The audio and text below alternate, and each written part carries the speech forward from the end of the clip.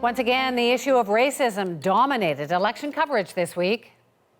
Those in the Black community have told me that how much more love they have for the Prime Minister, that he wanted to have a Black face. He took great pride in that too. A longtime Liberal candidate is apologizing tonight for a statement she now acknowledges is offensive. Quebec media has uncovered Islamophobic and racist social media posts by some of the Bloc-Quebecois candidates. Trudeau was also again addressing why he wore blackface in the past. Why did you paint your face brown?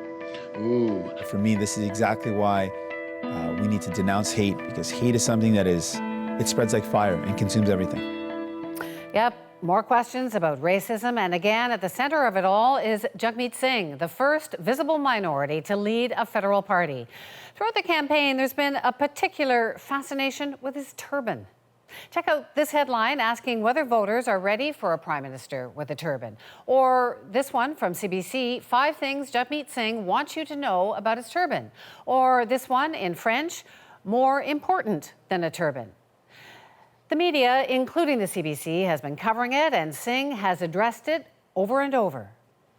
I'm trying to become the prime minister of this country, and look, I got a beard and a turban. I am running as a candidate with the turban to show people that I celebrate Quebec identity. The reality is, I'm a guy that wears a turban, yes. As someone who clearly has a turban, has a beard, maybe some nice long hair as well. I want to defend the environment, and I got a turban and beard.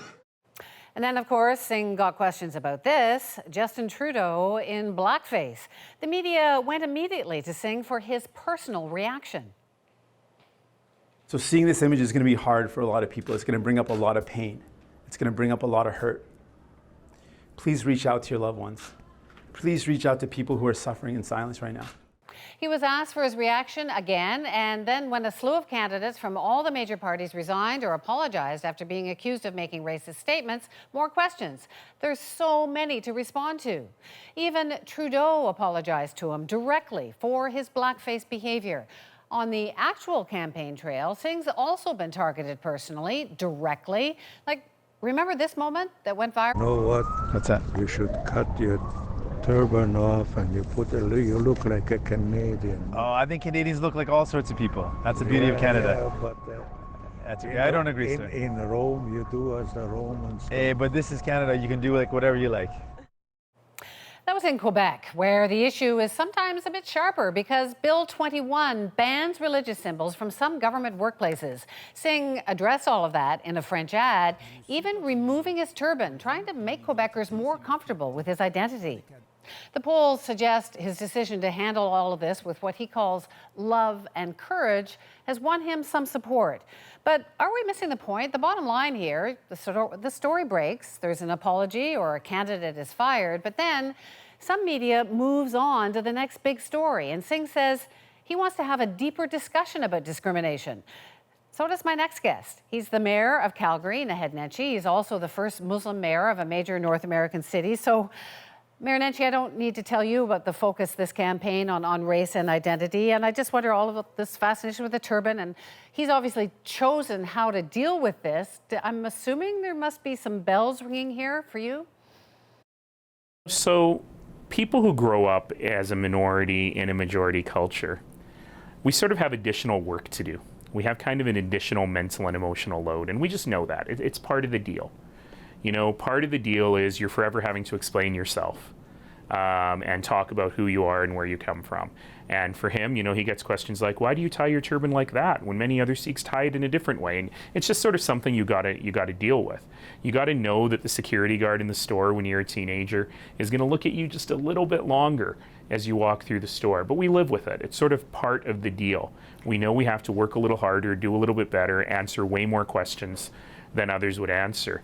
You know, anytime anything happens in the Muslim world, I'm asked to comment on it as though I speak for all Muslims. You know, I'm not an imam. I don't have any religious roles, I mean.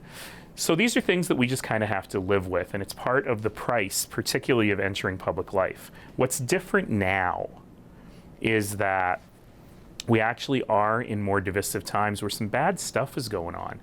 And when we comment on it, sometimes there's a sense of, oh, you're only saying it because you're Muslim. Guess what? I would feel the exact same way about Bill 21 if I myself were not part of that group. It's a fundamental fundamental and disgusting abrogation of human rights. It's saying to people in this country, you have to choose between your faith and your job. What did you think watching this? That came up during the debate, the other leaders sort of commenting, congratulating Jagmeet Singh on how he's handled all of this. What did you think watching that? Mr. Singh, I just want to start off by congratulating you on the way that you have handled so many issues around race and identity.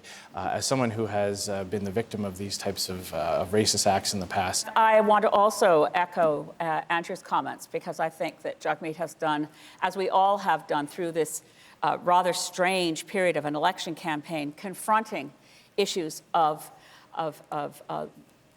privilege. You have spoken very eloquently about discrimination and fought against it all your life. Yeah, it was a bit cringy, you know. They were trying to be kind, but as I was thinking, I was like, you know, I don't actually need people to congratulate me on how I deal with racism. I need them to stand with me in the battle against racism. And I think we've got to get to that next step.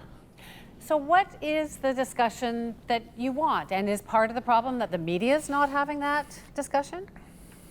You know, I don't want to cast aspersions on the media, but I think there's a real challenge in how, you know, a media which still is not as diverse as the overall community handles these questions in a way that is both probing and sensitive.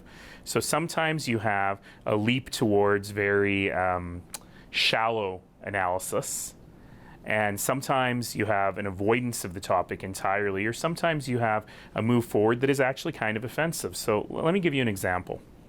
When I first ran for mayor in 2010, nobody talked about my faith, nobody talked about my race until after the election. And suddenly, the day after the election, I found myself super famous. You know, every media outlet in Canada wanted to talk to me. Media outlets around the world wanted to talk to me. They didn't want to talk about my amazing campaign or my great good looks, or even the color of my skin. They just wanted to talk about my faith. And back then, I had a decision to make. Do I just kind of wave all this stuff off because it wasn't important to Calgarians who cared about what I think about public transit? Or do I use this as an opportunity to really have a conversation, tell a story about pluralism in Canada? Now, fast forward 2 elections later, my 2017 election, and I received more sort of race-based commentary and angry, nasty stuff than I had in the previous 2 elections combined, times 10. And when I pointed that out, and I said, you know, this is very unpleasant, the reaction, especially sort of from the commentariat, was really, really demeaning of me. You know, people said I was playing the race card, that I was trying to use race to get elected, and so on and so on. And I was like, you know what? As any person who is a minority can tell you, the race card is never part of a winning hand. And it would do well for us to listen and engage in that conversation instead of saying to people, toughen up, get a stronger skin, you're in Canada now, et cetera, et cetera. We've spoken to some journalists of color, Andre Demise in particular at Maclean's, who was saying basically the same thing, that the media sort of focused on how Jagmeet Singh handled that fellow in the Atwater Market, saying you should cut off your turban and be a Canadian, that they all talked about how fabulous his reaction was, instead of saying, hey buddy, that guy should not have said that there was not criticism of the comment instead of the reaction. Now, I will say that was probably the nicest racist I've ever seen, very Canadian.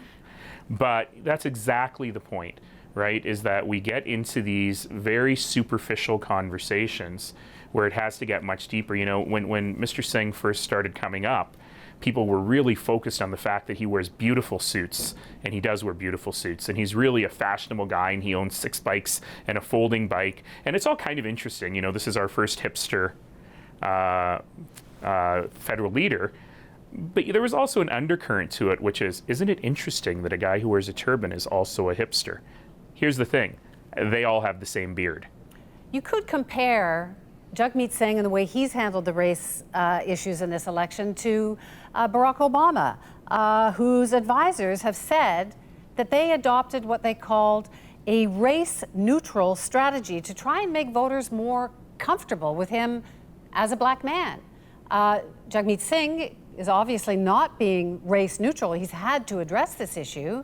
What's the right way to go? Is there a right way to go? Let me be really clear about this. Jagmeet Singh has it way harder than I ever did. He wears a turban, he wears his faith on the outside, he has the beard, he's got the bracelet, the whole bit, right? You know, he wears the 5 Ks of his faith. And so he has to deal with a lot more things than I have to deal with as, you know, a relatively fair-skinned person of color who doesn't have those outward articles of faith. It's tough. And the thing is, you don't always have the choice. You know, I might disagree that President Obama was in fact race neutral. I think that he embraced who he was as a biracial person, as an African-American person, and so on. And he wasn't shy about telling the story. So we have to do it. The thing is, though, that no one else has to do it, you know, and that's what makes the path that Mr. Singh is on a little bit different. It's not a bad thing. It's part of the deal. He gets to be the leader of a party in the greatest country in the world, despite, or in fact, because of the fact that he wears a turban. It's pretty great. It's pretty awesome. And we should be really, really, really proud of it. But we also need to make sure that we don't get smug, because there are dangers here, and those are the dangers we have to address. It's been great to talk to you. Maybe someday we'll talk about something other than race. Transportation infrastructure pipelines, I'm your man. Thanks so much, Mayor. Thank you.